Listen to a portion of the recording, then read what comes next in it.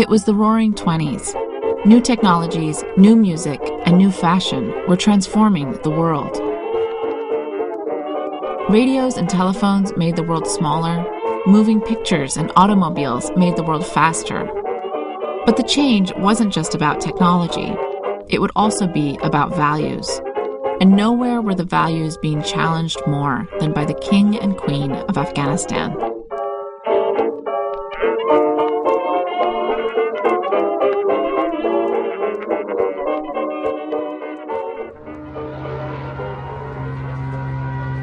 The world had been ripped apart. By the end of World War I, 15 million lives were lost around the globe. But the fighting did finally end, and when it did, the world needed rebuilding. Across the globe, a new hope for the future was coming to life.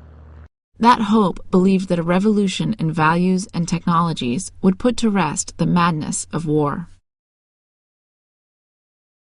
Afghanistan remained neutral during World War I, but the impact of the war was anything but distant. The entire world was wrapped in the war, and nations vied for the country's support.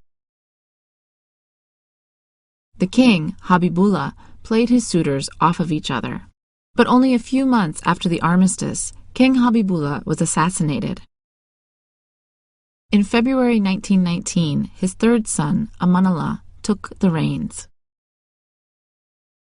Amanullah understood that the world was being radically transformed, and he knew that Afghanistan could take a prominent place in the new order if the country underwent quick and serious changes.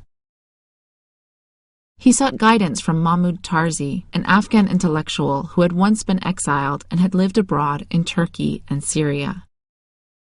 He, during his exile, had lived in the Middle East and had been very influenced by movements in the Middle East for modernization, for trying to decolonize the Middle East, to bring Islam into a new renaissance, a new period of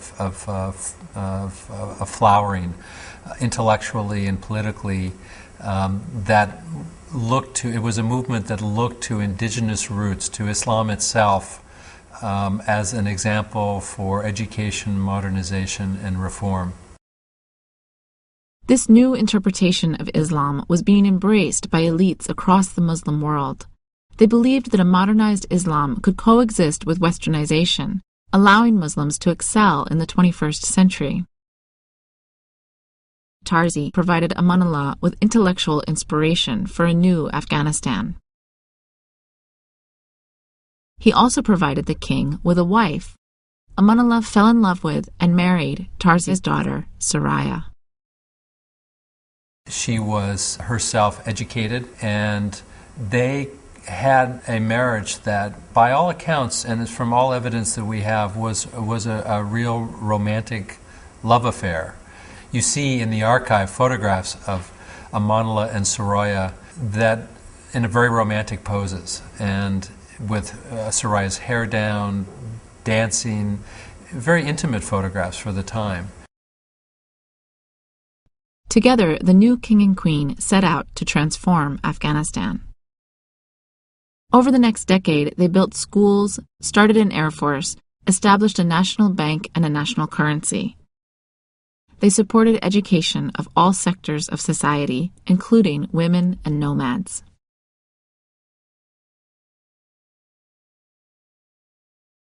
Like Ataturk in Turkey, Amanullah was obsessed with the idea of using clothing to express a new world order. And he was fascinated with playing with those clothing, and I have a feeling playing with identity as well. One of the things that he did that also was very controversial was he held a national Loya Jirga in 1927, and he made all of the delegates to the Jirga wear Western suits and hats. And all these proud Afghans look vaguely ridiculous wearing these baggy suits that were not tailored, not meant for them, and they look a little bit embarrassed to be made to wear this kind of clothing. But it makes you realize that Amanullah, one of the mistakes that he made is he sometimes viewed modernization in a very superficial way. He viewed modernization as the accoutrements of modernization more than the substance of it. And he encouraged all of the members of his court, the women in the court, to wear Western-style clothing and to go with no veil or a minimal veil. At a public function, Amanullah denounced the veil, saying that nowhere did Islam require women to cover themselves. Surya responded by ripping her veil from her face, as the wives of other officials soon followed suit. Surya knew that her clothing was being watched by her entire country, and she wanted to make a statement. Surya was the first, or one of the first, women to wear Western clothing outside the palace, in public places.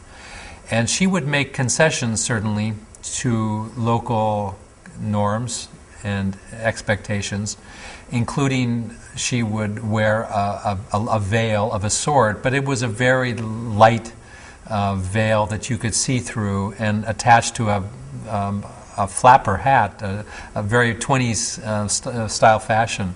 And so she would make certain concessions, and within the boundaries of Islam, she was dressing appropriately. She was covering her hair, she was covering her arms up to her wrists, she was covered to her ankles, although she also sometimes wore stockings. But they were always pushing the boundaries of fashion. But together, the king and queen's changes appeared to be too much, too fast. For many critics in the country, the symbols of change were becoming more troubling than the change itself. The clothing and lifestyle of the royal couple was becoming a flashpoint for opposition to Amanullah. The more gradual, more incremental reforms that he also was backing, which could have resulted in positive change in Afghanistan, got bowled over by the opposition to these symbolic, relatively unimportant reforms. And so I think that was one example of the kinds of mistakes, not only Amanullah, but that all reformers in Afghanistan have tended to make.